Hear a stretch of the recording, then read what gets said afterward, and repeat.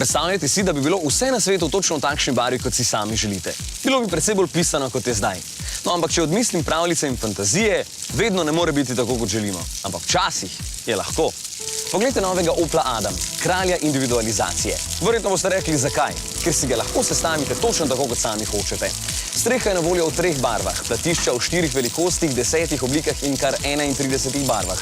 Tudi v notranjosti so na voljo 4 barve, 15 različnih vzorcev tkanin in pa kar 19 dekorjev. Se pravim, kralj individualizacije, pa še lepi v taki modro-beli kombinaciji. Velik je 3,7 metra, tako da ga boste stlačili vsako luknjo, pa še dovolj prostora je v notranjosti, če sedite spredaj. Bela barva je prisotna tudi tukaj, vendar je sam ne bi izbral, ker se prehitro omaže. Poglejte, sprednja sedeža sta že potrebna čiščenja. Dober položaj za volanom sem takoj našel, vendar me je malo zmotil volan sam, ker je prevelik za tako majhen avto. Pa tudi občutek na njem bi lahko bil boljši. Je pa tukaj veliko bombončkov, zaradi katerih vam bo Adam še bolj všeč in ki bodo fino kradli pozornost med vožnjo. Meni je recimo najbolj všeč tole zvezdnato nebo. Podnevi so sicer LED diode ugasnjene, po noči pa svetijo, tako da imate ves čas občutek, kot da vozite pod zvezdami.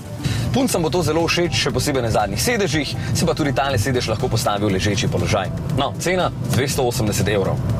No, se boste pa štirje že kar težko spravili v takšnega malčka, vendar za silo gre, malo stvari pa boste spravili v prtljažnik zadaj. Samo 170 litrov je njegov volumen, kar je dovolj, če nimate družine, da sabo vzamete šotor, spalko, podlogo in plato piva.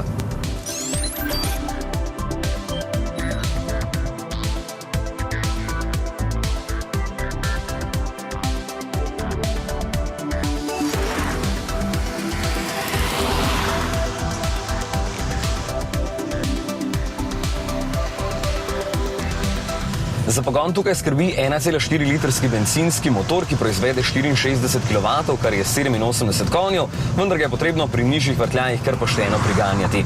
Res je, da Adam ni namenjen dirkanju, čeprav so naredili tudi reli različico, se pa vseeno dobro drži ceste.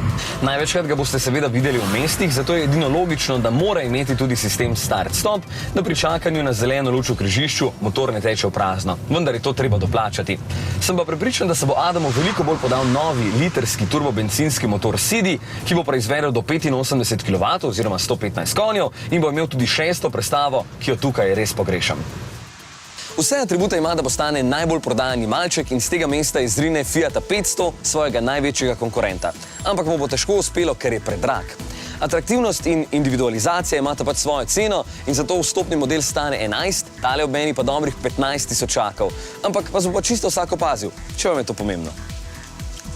Prav.